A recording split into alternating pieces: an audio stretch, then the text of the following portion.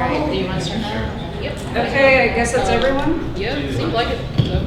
Everyone? I guess that's it? Okay. First of all, thank you for stopping by. We really appreciate it. We really love the magical girl genre. We really want to share it with you. I'm Lester Candy. And I'm Asher Rose. We're Team Waifu. We're Team Waifu. Yes, and here we will try to showcase the very best of waifus in the magical girl genre. Pretty much all best girls. And we had to narrow it down because there's so many titles, but at the same time, we only have an hour and a half. So I don't think y'all want to be held hostage all day, much less the whole con. I mean, unless you want to. I mean, that's, I'm not going to kink shame anyone. Okay, so we basically narrowed down our selections with some of the common tropes that you'd see in a magical girl anime. Like, one thing, having magical powers, whether they were born with them, like, inherited or like a natural born witch, or if they get said powers from like, a transformation apparatus or an alien or something. Of course, that also covers transformation devices and then animal companions, of course. And some of them look normal, some of them look oddly colored, but hey, we like them. That's true. And they're usually in school, if that's obvious enough. And it might possibly be royalty, like currently or eventual down the road, Depends upon how the story's written. That is very true. And very terrible about hiding their secret identity. It's like, Sailor Moon's pretty obvious. Like, how can they not tell it's Usagi, It's like, gee, I wonder why. And then a common trope would be like a sidekick that's like tomboyish or really, really girly. Or sometimes it could be both too. Yeah, that too. Or, yeah. And then the sweet witch type, and then there's the magical idol singer that uses her transformations to become like an idol. And then, of course, one you're probably most familiar with is the magical girl warrior that uses her transformation and her powers to fight the bad guys. And we're starting with the 1950s, which, of course, after like World War II, they're like recovering and all that, and they found comfort and like and inspiration in like American TV shows, like I Dream of Jeannie, Bewitched, Disney cartoons, Tom and Jerry and whatnot. And we'll start with the first, well, some people say it's the first magical girl manga. Kishino Ribbon, aka Princess Knight, she's basically a magical girl prototype made by Osamu Tezuka, which, how many of you are familiar with that man? Literally. Good, I don't have to explain it, really, yeah. So yeah, Astro Boy, Kim of the White Lion, yeah. One of his many children right there. Well, get used to that name, it's gonna come up a few more times. So the manga follows the adventures of Princess Sapphire, a girl who pretends to be a male prince to prevent the evil Duke Sturlumen from inheriting the throne of Silverland. Yep. And there's a troll with a sidekick named Tink, or Choppy, what he was translated to in the earlier like American versions, is a young angel in training and decided to troll by giving Sapphire a boy's heart and a girl's heart. God was not pleased. God was like, fix that. And he's like, yes. So, and then Sapphire's like, no, don't take my boy's heart. I need to stop this bad guy from taking the throne. And so Tank's like, what, I'm gonna take a weaker form and help you out. And apparently, where is this note at? But I just said it. Found it interesting. Tezuka pitched this to NBC, and they thought it wouldn't catch on well with the West because of the fact that she changes into men's clothing. Yeah, women can't wear pants. Yeah. But yeah, it was very influential because of breaking gender stereotypes. I mean, this sounds familiar already because of possible inspirations including Revolutionary Girl Utena, Roses of Versailles, Sailor Moon. Yes. All right, next one. And here's a clip to basically sum it up.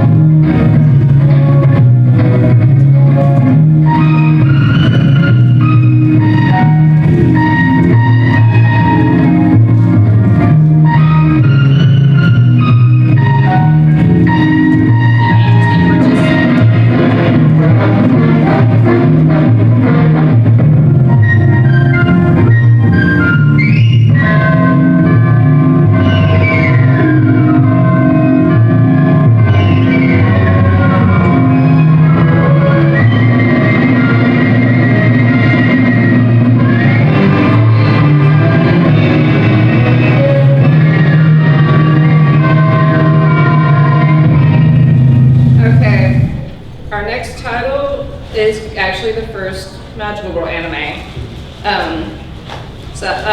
Mahasukai Sally, aka Sally the Witch, but also translated earlier on as Sunny the Witch, but they're rumored to have changed it to avoid lawsuits. And also, basically Tom and Jerry's in the show. Just ripped off Tom and Jerry. But yeah, obviously inspired by Bewitched. And she's a witch princess from the Magic Kingdom who wants to visit the mortal realm to make friends her own age. Because I guess everybody's old. And she started the whole like, I'm gonna have a girly girlfriend and a tomboyish girly friend, and yeah. It's basically just episodic, I'm gonna stay on Earth and have adventures anime. And next, and we have a clip. Or at least an opening. Yeah. If anyone wants to sing or dance,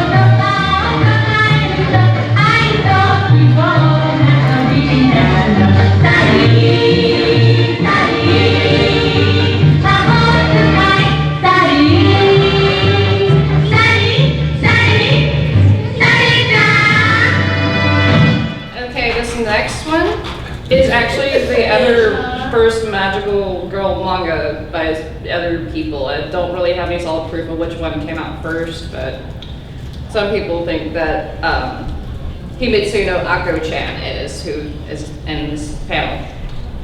Let's see. And actually, she kind of seems like she was an inspiration for another anime character. I don't know how many of you are familiar with Osumatsu-san. Raise your hands. Anyone? Yeah, slight inspiration for Totoko. Yeah. The love interest of all the sex toplets, pretty much. But this was serialized 9 years later than Princess Knight in 1962, and Ribbon is generally accepted to be the earliest magical girl, like I said, manga, like I said. 94 episodes, ran from 1969 to 70, and has made several returns in the 80s and 90s, and a live action in 2012. Now, Ako is an arrogant little elementary school girl who has an affinity for mirrors. So she receives a special one from India as a gift from her mom and dad, but it varies in different versions.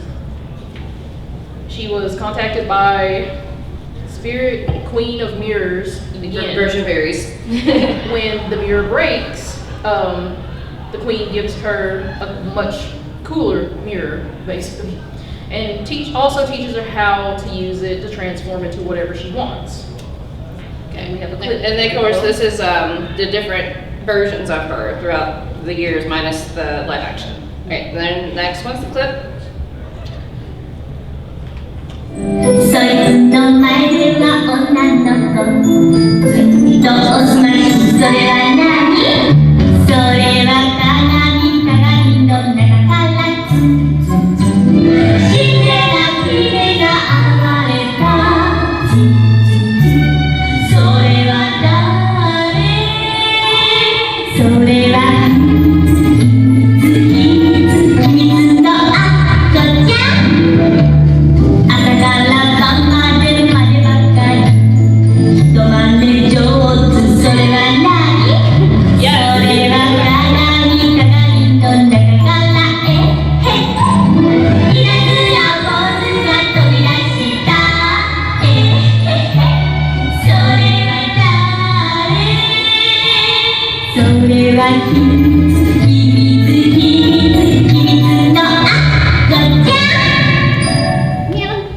Okay, now we're about to jump into the 1970s, which it is like real-time events in Japan kind of affected the animation quality, like women's lib movement in the 1970s greatly influenced the shows to come.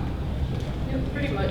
Yeah, so our next one is an interesting one, very controversial, like during its time. And it was done during the early 70s, known as Osamu Tezuka's dark period. He bounced back out of it after he put Blackjack together. But he did more darker, more serious works. But he had intentions of making this a sex ed cartoon. He tried, but it made a lot of parents mad because they didn't want to answer all those weird questions. It's like, mommy, where do babies come from? Like that. No. Yeah, what's on her chest? Yeah. But yeah, it's 26 episodes. It ran from 72 or 71 72. Was the first anime to use the regular use of panshiro or panty shot. Sorry.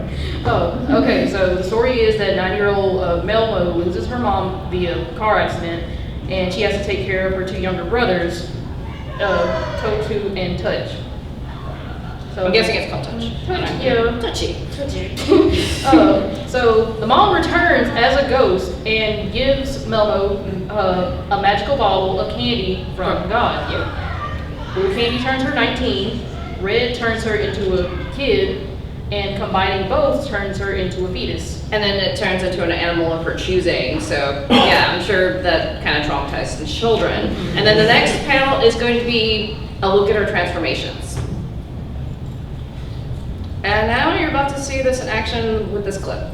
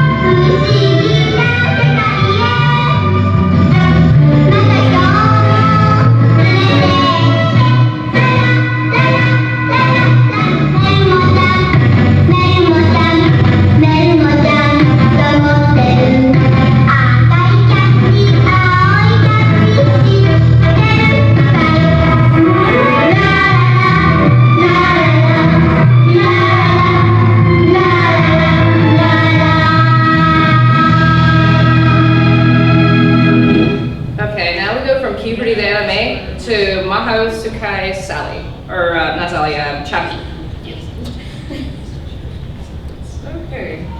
So it ran for 39 episodes in 1972, and she is the 5th magical girl and the first to use a wand or baton. And the plot is similar to Sally the Witch. She pretty much got sick of her old ways and left for the human world. Just like humans are more fun. The show actually also is one of the first to take advantage of like marketing, like, pandas are popular, let's branch in on that, see if people will buy like panda themed things, and that was a craze in 1972. And they also made some Disney references like Sleeping Beauty, and they were also doing nods to like save our planet, stop throwing trash, that sort of thing. Yep. All right.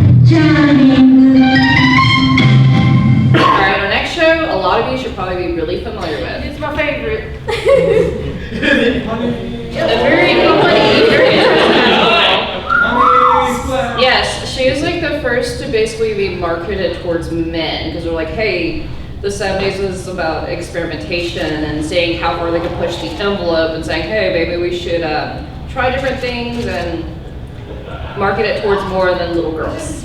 Pretty much. And her show was kind of Monster of the Week-ish for a while, and then eventually reveals her nemesis to be Sister Jill, who's over Panther Claw and main villain, and has a lesbian crush on Honey Kisaragi. That's like Honey's other ego. And there's a new Cutey Honey coming out this year. Yeah. Just announced. So, okay, as you already know, Honey Kisaragi is an android girl who transforms into the busty red, or depending on the version, pink-haired heroine Cutey Honey to fight against the assorted villains that threaten her or the world. And it's all cute. And obviously, Cutey Honey is known for temporary loss of clothing and fan service. So you get all the extra boob shots. And she's made numerous comebacks throughout the decades and cameos, and actually the next clip shows different versions of her, even live action. There's like a live action movie and a TV series. Mm-hmm. And there you go. There we go. There she is. And also provided a opening for you guys, so feel free to sing along if you want.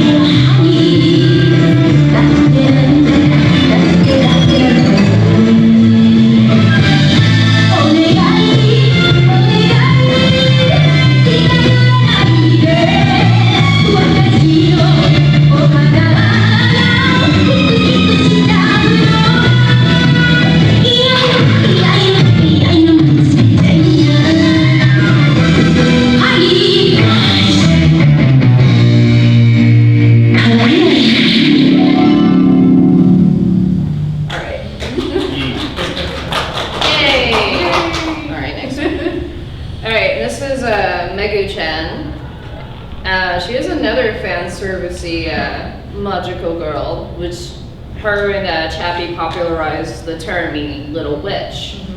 And literally a lot of the show, she's somehow in her underwear or gets put in her underwear, so. Usually. Yeah. So the show ran for 72 episodes in between 1974 and 1975. And the story is that Megu-chan is she's essentially in line for the throne. Yeah. Okay. It's another one of those. Okay. Yeah. We're starting to see a theme. Yes. Yes. So she was sent to Midworld, Earth, to learn more about human relationships. And she's adopted by Mami Kanzaki, a former witch who gave up her royal ambitions to wed a mortal, who is also her mentor. Okay, before we show this clip, I will say her rival, the blue-haired, pale-skinned girl, is named Non, and she's one of the most powerful sorceresses of the witch world. Non is also Megu's main contender for the crown. And there's times they eventually get along.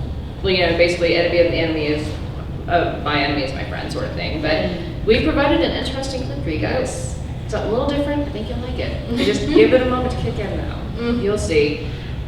Everyone, I bring you a magical book hat fight.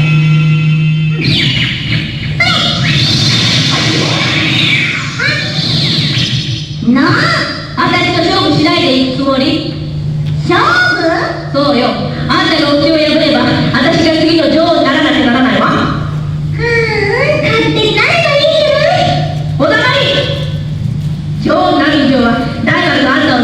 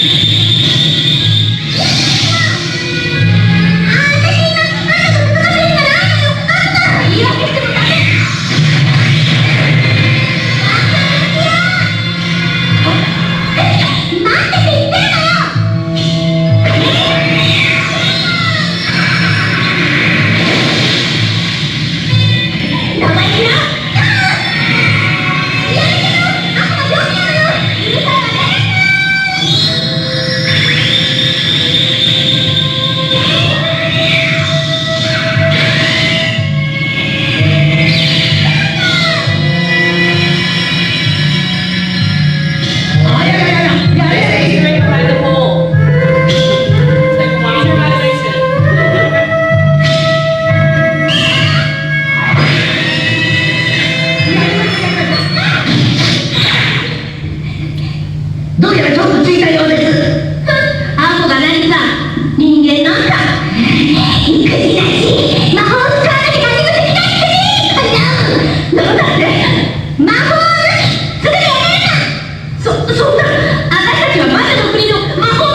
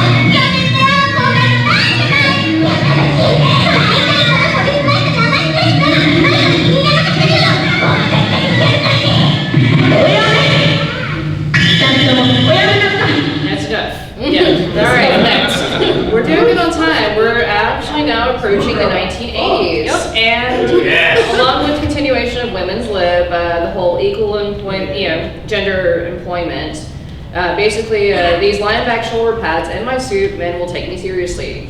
Time, yes. So we're gonna start off with Minky Momo. The show ran from like 63 episodes from 1982 to 1987. And Momo is a princess of Narisara, yeah, say that 3 times fast. Yep. Basically the land of dreams in the sky. Yep.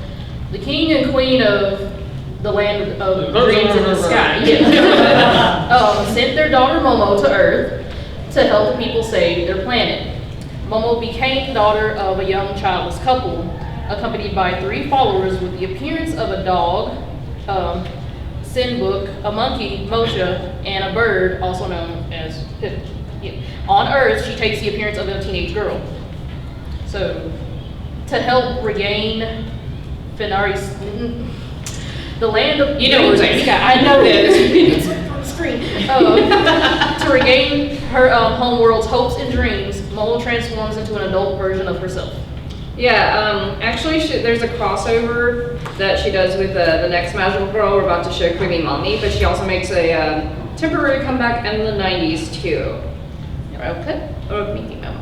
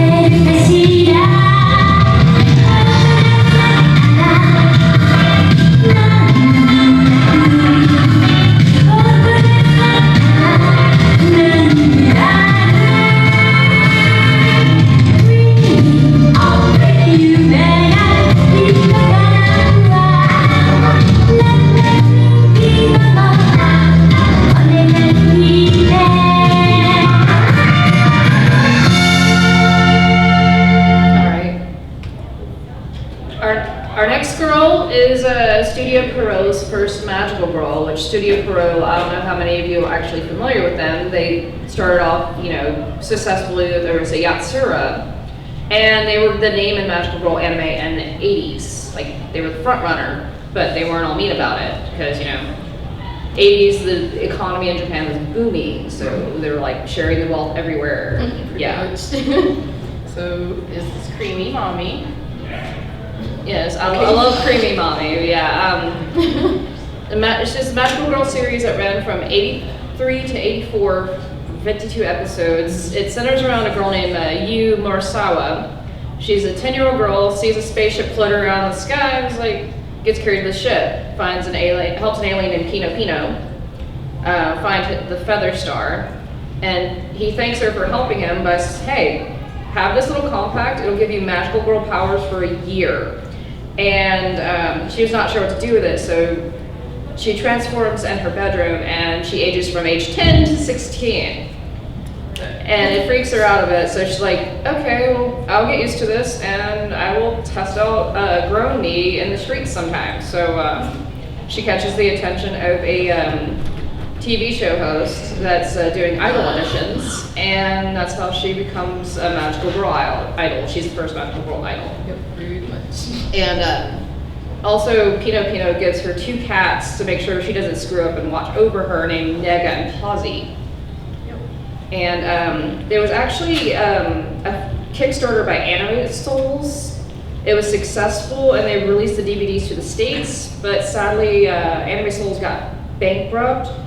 And so basically what DVDs you can find are bare minimal and just buy them while you can. And apparently they're going to throw away the law, which is sad, Yeah. you know? All that trouble for nothing.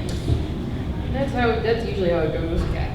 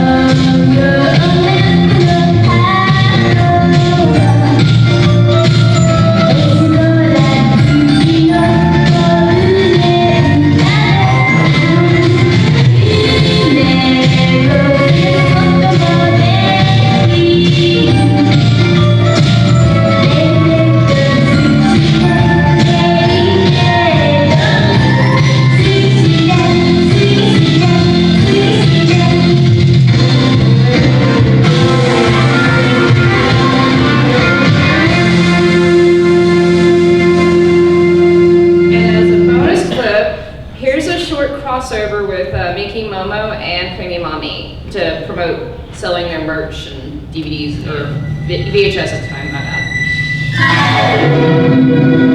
It's hard to collect subs, but actually speak a lot of the merch and what's going on.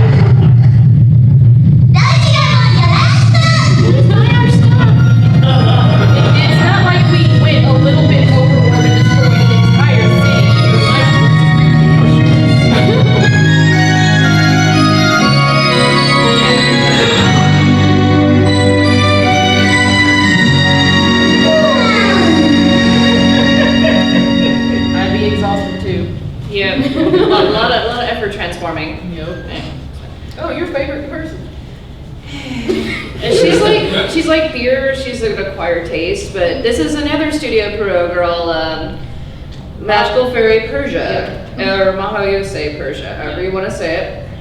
Whichever works. The show ran for 48 episodes in 1984 to 1985. Short run, but. So the story is about 11-year-old Persia. She's very energetic and has grown up alongside the animals on the Serengeti plains of Africa on wearing only a leopard skin. And she wears it often when she comes to Japan too. It's like when she's not in like the clothes you see right there. Yeah. They're like, stop, take off your Flintstones cosplay, little girl. And she's like, I just want to be naked. So twins Riki and Gaku Moroi, Who have same face syndrome. Very. You'll see in the clip. It's like they were lazy. It was like, oh, well, just one's going to be pal swap with the other. Okay. That's pretty much what it is too. So their grandfather Gokin, they bring Persia to Japan to live with them in Minato Machi, which is literally Port Town, where she lives with a couple who own a grocery store. So on her way home, she ends up in what's called the Lovely Dream, and she's asked by the Fairy Queen to save people's dreams. I don't know why you would ask a little kid that doesn't mind. She's like, I don't want to live by any rules. I just want to run in the jungles of Africa with my animal friends who might eat me later. Yeah, think of Toto. Think of the song Africa. That's probably what inspired it, maybe. I don't know. So the Fairy Queen gives Persia a magical headband, which you can see in this picture. It makes her grow up, like, again, like creamy mommy. She grows up to be about 16, 18, age of consent, I guess. And also three Kappas as her assistants. Yeah, and the twins are rather fond of her transformed form, but yet Persia's kind of fond of the twins. So yeah. So it's I like this one, but she's little. So she's like, I'll take what I can get. Doesn't matter the palette swap. And the twins are all like, oh hey, we like this brunette or this redhead over here. Okay. All right, roll clip this.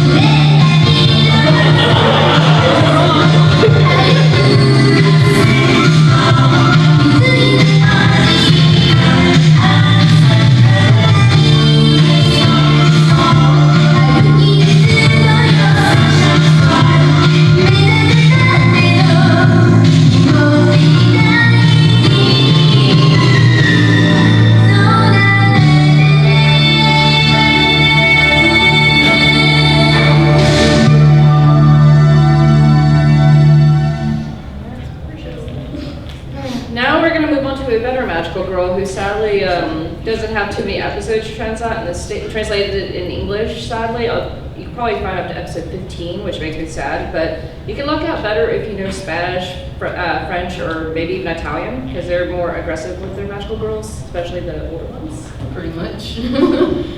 And she's, Magical Emmy is also another Studio Pierrot baby, so the episode ran for 38 episodes in between 1985 and 1986.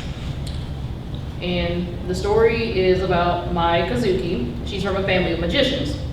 But she's very clumsy and unsure of herself and her own abilities. She sees like a strange light enter at an odd heart-shaped mirror, and she's helping her granddad move, and she follows this strange little bit of light and goes into the It goes into, it's apparently a mirror fairy named Topo, and it takes over a stuffed flying squirrel, follows her around, and then gives her a magical bracelet to transform. And she decides, okay, well, my family's magician act is struggling, I want to help them, and transforms and becomes a magical Emmy and goes on the road with them and helps get them more popularity. But later on in the series, she's like, I want to get better on my own, because starting out she was kind of with her magic, but she actually does like sleight of hand magic, more or less, like instead of like the glitzy, like witchy magic. But yeah, it's just mainly her solving problems and trying to help her granddad out.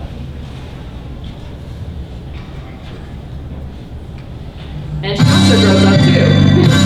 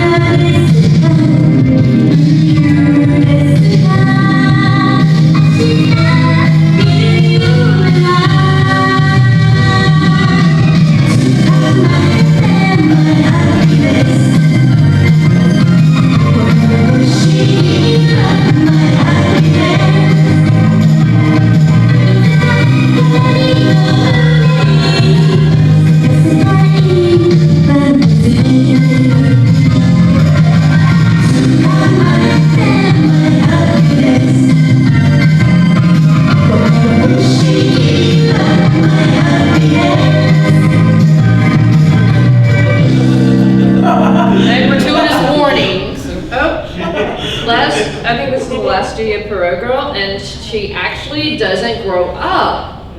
Talk about trendsetter. Yep, she stays little. Yeah. Pastel Yumi. This is Maho no Idol Pastel Yumi, or Pastel Yumi for short in English. So the show ran for about 25 episodes in 1986, and the story is about this girl, Yumi Hanazono. Sorry. She loves flowers, and she especially loves to draw.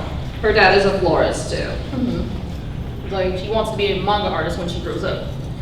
So how she gets her powers is that she's drawing portraits on this really bougie lady, mean-spirited old lady. Yeah. Fukuro Koji on the walls of her mansion outside. So the woman, it's a picture of her on her mansion wall, actually. It's like more caricature. Yeah. But she doesn't like see the humor in it and gets mad because she's doing it to entertain these group of kids. They're like, hey, dare you to draw on that wall? Okay. It's like, okay. So the woman makes her clean the entire wall by herself.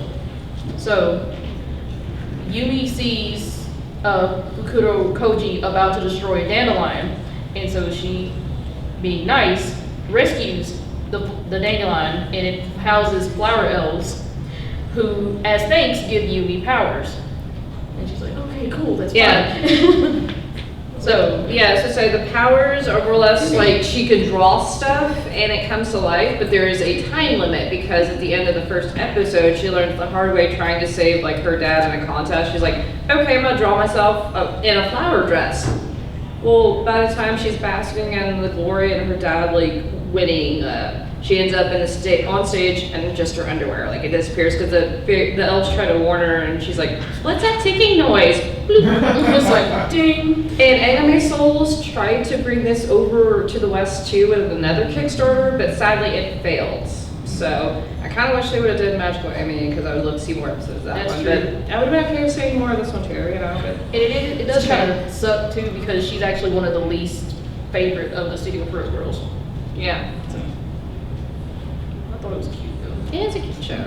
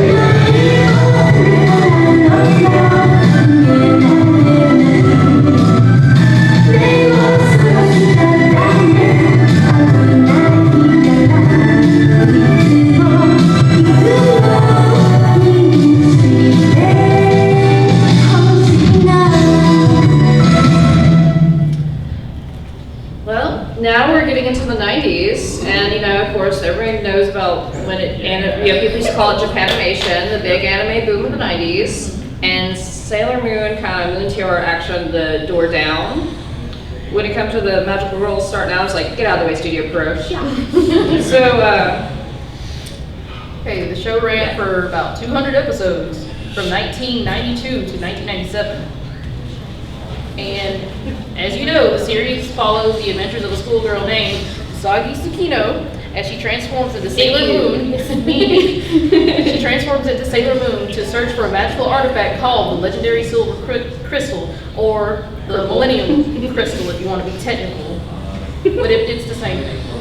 So anyway, she eventually leads a diverse group of comrades, the Sailor Soldiers, Or Sailor Senshi. Yeah.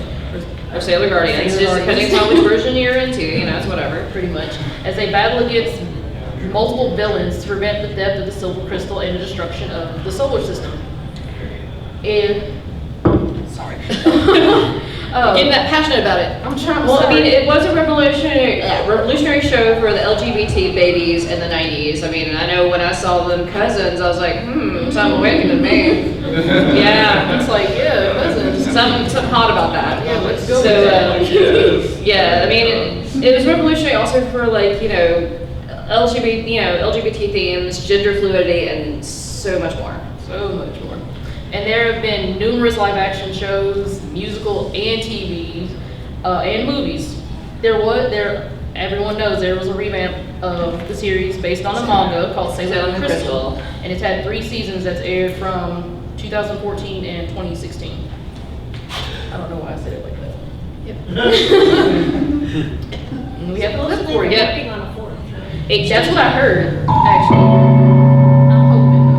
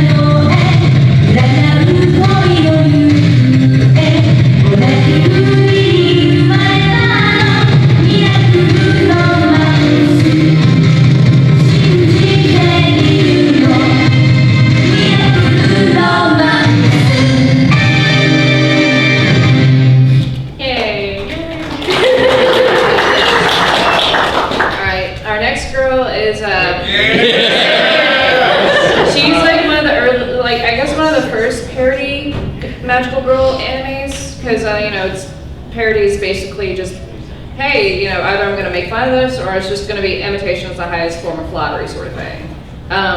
Obviously, Sasami is from the Tenchi Muyo series. She's had cameos as Pretty Sammy as well as her own little OVA. God, I remember when I first saw her. It's like, it's stinking cute, man.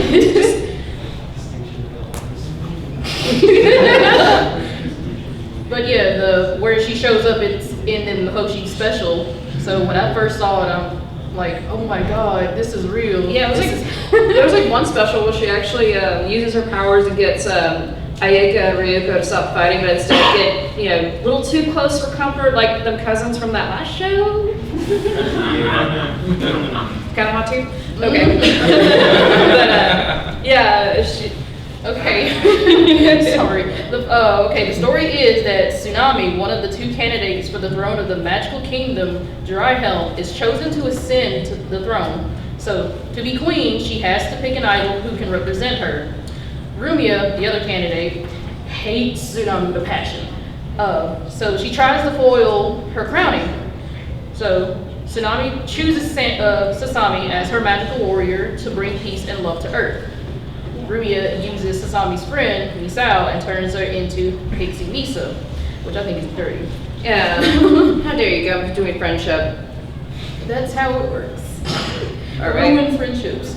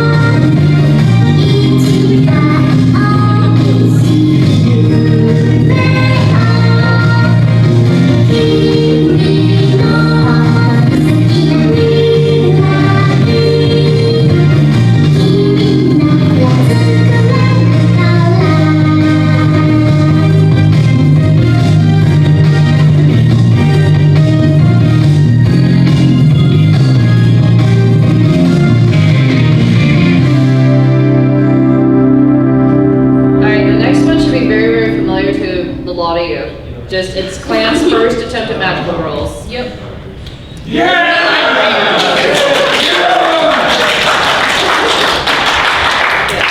Yes, y'all should have clapped harder, but no, It's ran episodes that ran from 94 to 95. And Raiders combines elements from the magical girl and mecha genres of anime with parallel world fantasy added to it. So, that was beautiful, by the way. Okay, so as you know, the story of Magic Knight Rayer is it focuses on 3 8th grade girls, Hikaru, Umi, and Fu. So while on a field trip to the Tokyo Tower with their respective schools, the girls find themselves drawn into another world, which is known as Sephiroth. So when Sephiroth, yeah. So they find out that Sephiroth is influenced by one's will, and that the pillar maintains Sephiroth through prayer.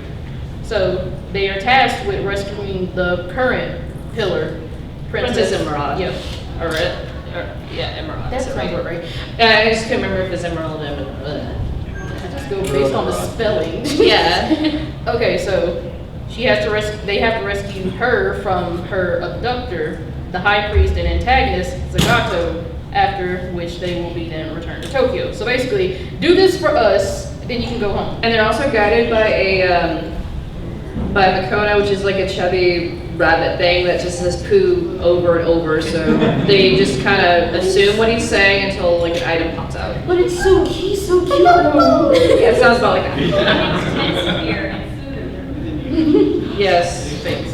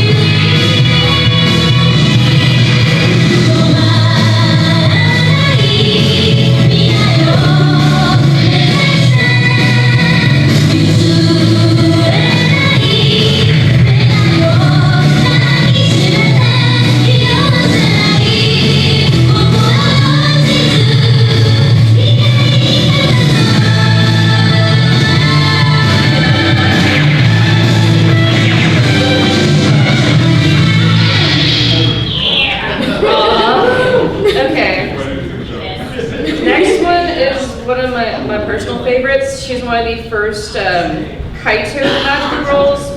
Kaito could mean Phantom Thief or Gentleman Thief, but this one's not the case because she's too cute. This is a Kaito Seitel. It ran 43 episodes from 95 to 96. And the story is that Mamie, she's 14. She studies at the junior high class at St. Paulia's. Is that how it is? Paulia's? Yeah. Okay. And it's a private Catholic school in a Japanese city that seems to have many wealthy citizens. By day, she likes to hang with her buddy, Sayura Mimori, who is training to be a nun at their church. But when people start visiting the church sanctuary and start confessing to Sayura about things that they have lost due to corrupt politicians and Shady business people folks, stealing stuff. pretty much. Like, we want our stuff back, please. Yeah. So somebody can hear my prayer. Help me out. So, Yeah. Mei takes it upon herself by transforming into Saint Tail at night to steal things back. And she does it with, She also does sleight of hand magic, kind of like Magical Emmy, but she also comes from her dad's a magician, and so like she's actually stolen would use like tricks. Her dad would be like, "Hey, I just discovered this trick," and then she would use it in like her latest heist to get like an item back. And she also has her sidekick is a little hedgehog named Ruby. And she has an adversary named Asuka Jr., who is the police detective's son, and he's all like, "I'll get Sangtail no matter what, I'll catch her," and he fails a lot, but he's a special boy. yeah. Yeah, a very special boy. I couldn't get the first open, sorry.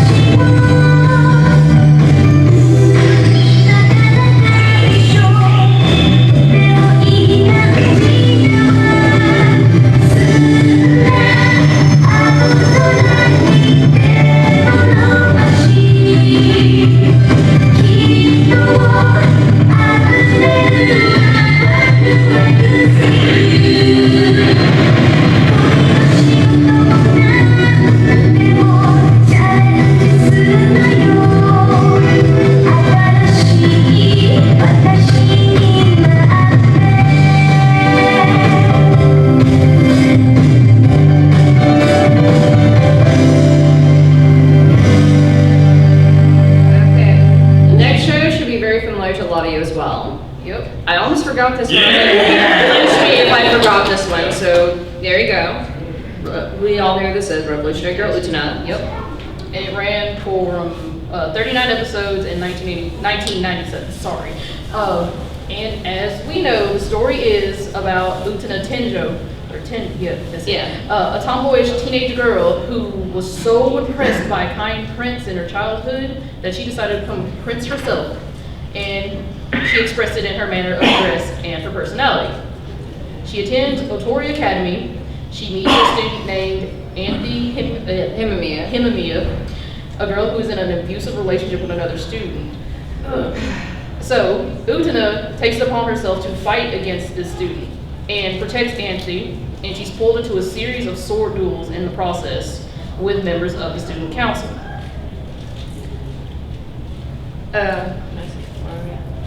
Anthi is referred to as the Rose Bride and is given to the winner of each duel. I mean, me and my roommate jokingly call her the ketchup because, you know, there's times she gets passed around not just Utena, but other members of the student council. Or, you all right back there? oh, you okay? Okay, good. Okay. Okay. Yeah, Utena also gets in trouble for always wearing a boy's uniform too. But, you know, eventually they just stop saying stuff to her and just let her keep wearing it. Okay, what's up? No, it was just the notifications. Okay. Yeah, I'm trying to figure out something else. Yeah. You too now.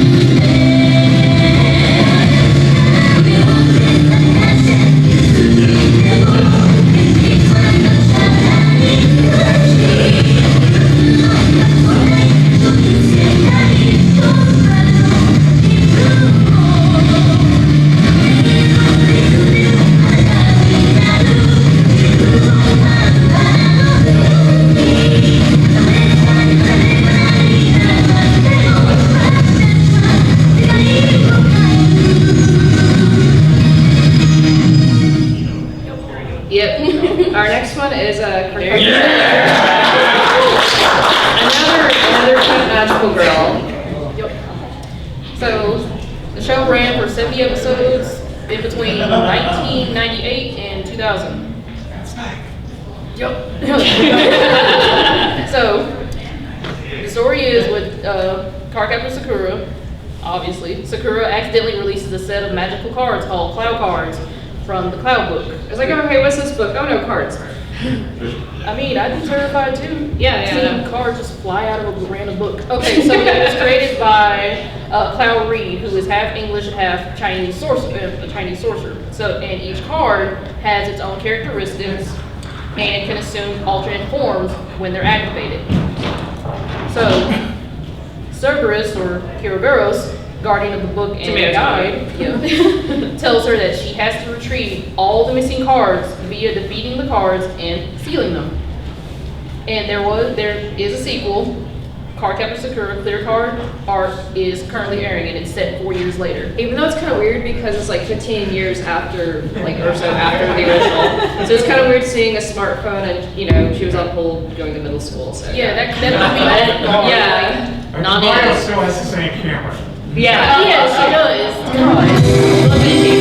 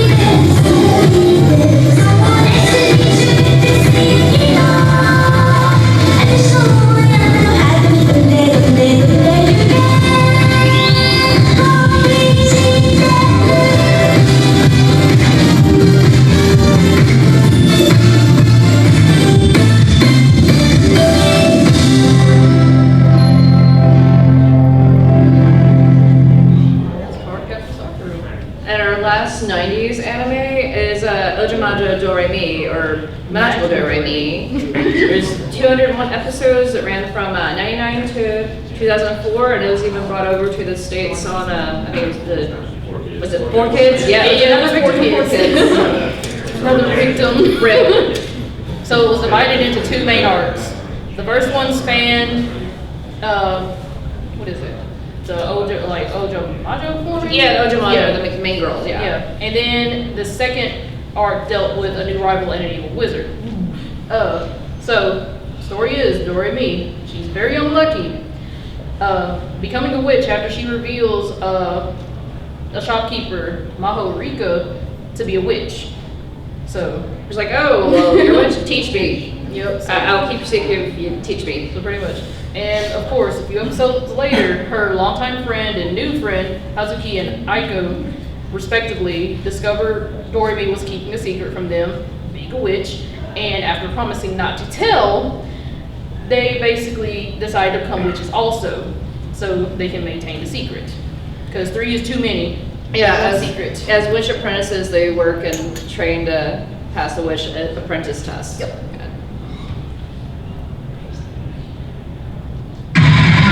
Good.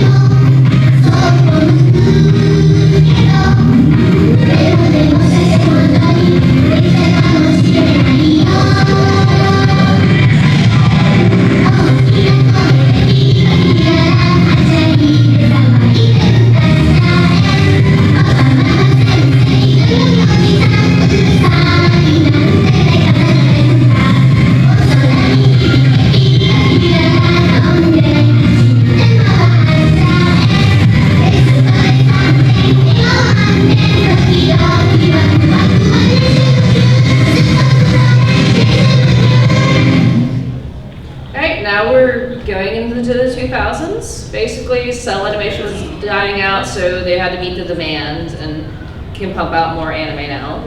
So we're going to start with Pre-Tier, which is 13 episodes. It came out in 2001.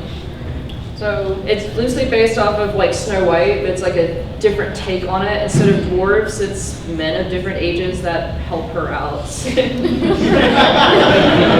Like ranging from like toddler to grown-ass man, so. She has children and then daddies. Okay, I'm sorry. I don't want to say too much and spoil stuff. Right. Yeah. There's reasons. It makes sense. Yes. After you watch it. Yeah, you're just like, Yeah. So, Himeno is attempting to adjust to her new life after her widowed father remarries a wealthy widow named Natsu. Or Natsu? Natsue. Yep, there you go. Okay, so she's taking a shortcut to school, right? And she jumps out of a bush and lands on Hayate, the Knight of Wind. The guy, the dark-haired guy. Yeah, that one. So after some arguing, Himeno wants to punch the lights out of Hayate, but he blocks her and causes a powerful light to shine, basically. And so later she meets other knights called the Leafy Knights? Yeah, Leafy Knights. Yeah. And like whenever she fuses with them and she gets a new outfit and abilities with each knight. Yep. Like different elements like sound, fire, earth, so on. And so she is essentially helping them because they tell her, by the way, there's been red snow happening, and it's because of the Princess of Disaster who's awakening, and that's bad. She's using demon larvae to absorb Leafy, the essence of all life. So they ask Himeno to become the Pre-Tier and help them protect the world. She's reluctant, but she's like, okay, sure. Once she Like, gets why not? there. I got nothing else better to do. Pretty much. Alright, got it. 果てしない広がるこの空新しい自分に生まれ変わる世界中幸せの雪を降らせてみせるよ 「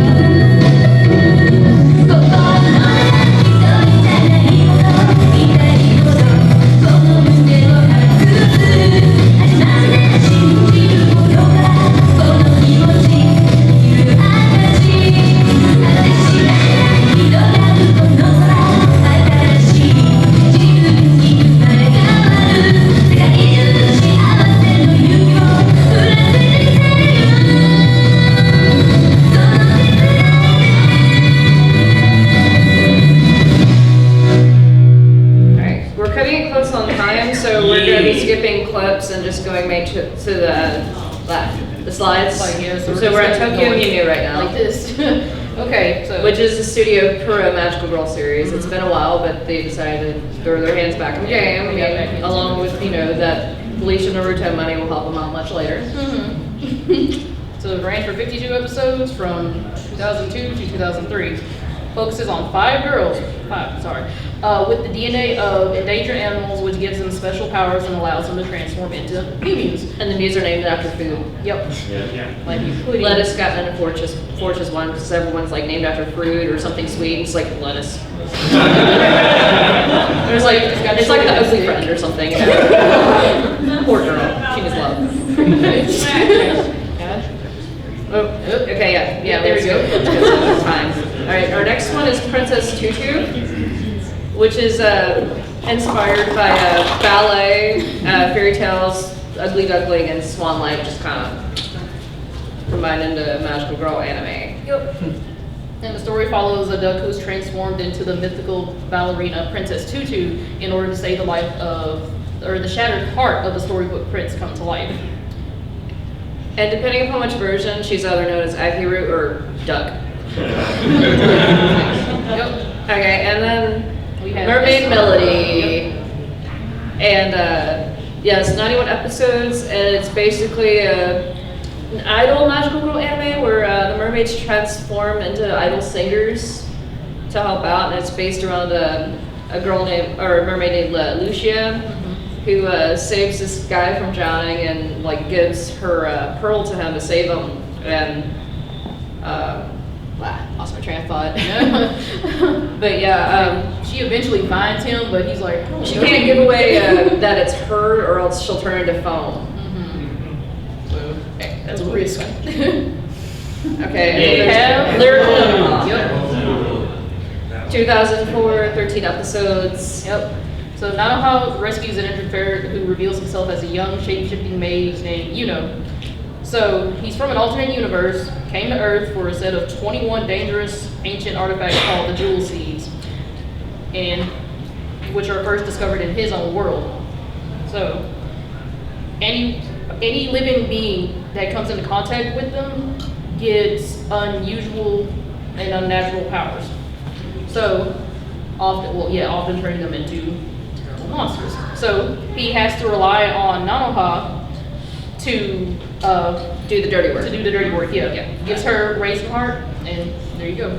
All right, and then Precure, which is the start of an epidemic because it's heavily popular with girls and grown men. And they could basically have its own standalone panel because there's like There's spin-offs and 14 different shows. Next little slide. Like this is an God, example so of how many. much. Yes. Like you had the original and then just whoosh. Yes. Next one. And then we got Shugo Chara. Say it louder for the people in the back. Okay. It's a 127 episode anime ran from 2007 to 2010. Yep. And it's about Amu Hinamori, and she's a student. She hides behind this cool, spicy persona. But guess what? She's not. She makes a wish to be reborn as her would-be self. Like she wants that courage. So she waits to 3 eggs in her bed. You can see him up there, yeah. Yep. She probably thought, oh, I laid these. Oh, like that episode of Ushicon with Nanami. God. That's my egg. No. But yeah, the eggs represents different selves, long and short. Pretty much. All right, and now we're which basically has been like the untraditional magical girl. Like basically these girls have just taken the rule book and just kind of crumpled it and thrown it in the trash and just Pretty made it much, girl yes. rules. So you're gonna see a lot of unconventional ones in the Yeah. 2010s, as you can see now. Like starting with Madoka, which is pretty dark for magical girl anime. Especially when it hits episode 3. It gets worse. Like, Few bags, less than 4 contracts. So yeah, the little mascot character, he sucks. Yeah, he is the more from your friends. But basically, we kind of all know about Madoka. he's sneaky. So Yeah, your feelings are gonna get crushed. Okay. Jeez. And then untraditional one in the sense of, if you're thinking of it like Cutey Honey, then yeah, she technically could count as a Pretty magical much, soul. yeah. So, But yeah, we all know about Kill the Kill. Yeah. I had to find out who killed my dad. oh yeah, my uniform transforms, and then you know, I got to find my sister who also has a transforming uniform. Pretty and much. of course, yeah, And my Pretty people. Much Yes. Academia. Yep. Yeah, it started off as a short film produced by Studio Trigger, released in theaters in March 2013 as part of a Young Animators Film Project, Anime Mirai 2013 project. And then there was a second short film that was funded within 5 hours on Kickstarter because the fans were like, we like this, we want more of this. And then after that, there was a TV series that got 25 episodes in 2015. And they just announced a second season in the works along with a video game that's supposed to come out this year. Yep. I can't wait for that. And then a favorite of mine, Yuki Yuna is a hero. Another dark animal, a dark magical girl. Very much so. Yeah. It's like, don't let the bright colors fool you. Yes. All that glitters is not gold. No. And just got a second season. But yeah. There is actually a second season, it's like a prequel of sorts, called, I forgot the name. Studio Washington.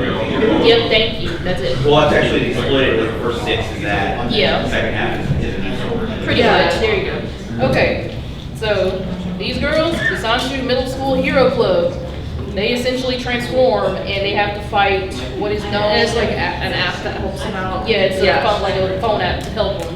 In a fictitious world, in a fictitious prefecture and stuff. Yep, they have to fight the Vertex, then which want to destroy the Shinju, also known as the Divine Tree.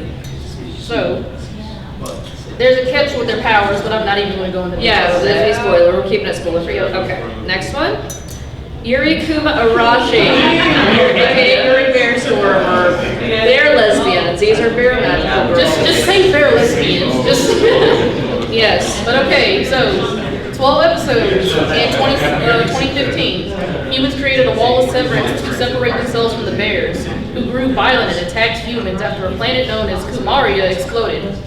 Now, this one's actually a favorite because I did not know that the creator of Revolutionary Girl Utena created this. And also a fun fact about that guy, that you're talking about the director, right? Yes. There's actually, if you Google I forget the director's name, there's actually a picture of him in a Sailor Venus cosplay, and he smiled like feeling himself, Like, okay, he goes by the nickname Ikuni, so. Okay, there we go. Yeah, All right, there you go. All right, let's go to a magical boy anime, which is basically a huge weird anime in itself with parodies of their things. Where has this been all my life? Well, actually, I can play one last clip for you guys because we're running short on time. But it focuses on 5 guys, and when they're not in the club room, they're hanging out in the onsen. Yeah. So anywhere they get approached by a weird wombat. Yeah, it's a wombat. Yeah. And he's like, hey, I know you're bathing, but can you help save the world with these magical bracelets called love bracelets? And it transforms them into battle lovers. Magical boys, and whenever they transform, they kiss the bracelet like this, go, love me again! Okay, And so, as you will see in this clip in a minute. Yes. And it is beautiful. It Please is. give it a watch.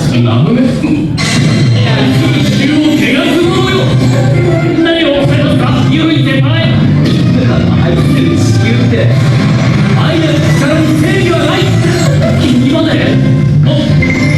愛こそは全てまさか言わされているのか愛に死ぬ分かったこの小難しいトリックモードはお前の個性の不思議パワーだなその力は愛だよ我ら愛の王に転生だ 「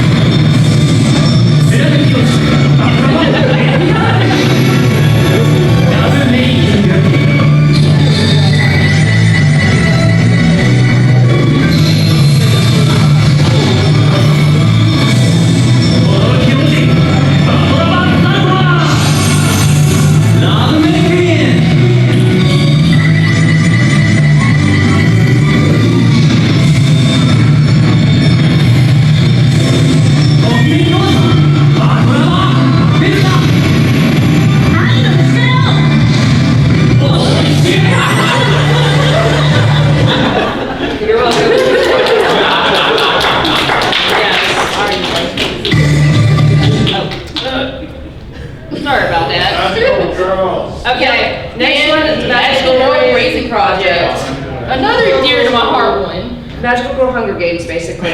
Pretty much. Don't get attached to a character. Don't. So we're She's down to still 2 more. recovering. We can probably play 2 more videos. I think so. If we summarize this one quickly, but Yeah. we summarize the Okay. Magical Girl Hunger. Yeah, it has to do with the girls collecting candies for an app. So they have to collect candies, but there's too many magical girls in one city. So like, hey, we're gonna cut down the magical girls from like 16 to 8. So whoever has the least amount of candies will get cut. Pretty much. So yeah, we can play a clip for you right now. So basically, magical girl Hunger Games.